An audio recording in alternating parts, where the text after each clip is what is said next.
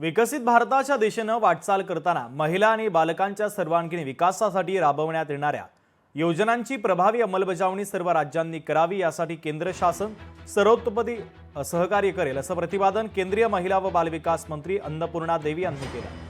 महाराष्ट्रामध्ये मिशन वात्सल्य आणि मिशन शक्ती या योजनांची अंमलबजावणी अधिक परिणामकारक करण्यासाठी केंद्र सरकारच्या वतीने समन्वय होणे आवश्यक आहे। तसंच राज्य कुपोषण मुक्तीच्या दिशेने वाटचाल करत असताना अंगणवाडी केंद्रांची संख्या वाढवणे अत्यावश्यक असल्याची मागणी महिला आणि बालविकास मंत्री आदिती तटकरे यांनी यावेळी केली।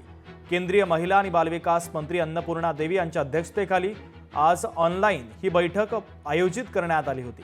यावेळी विविध राज्याच्या महिला आणि बालविकास विभागाचे मंत्री दूरदृश्य प्रणालीच्या द्वारे संवाद साधण्यासाठी उपस्थित होते।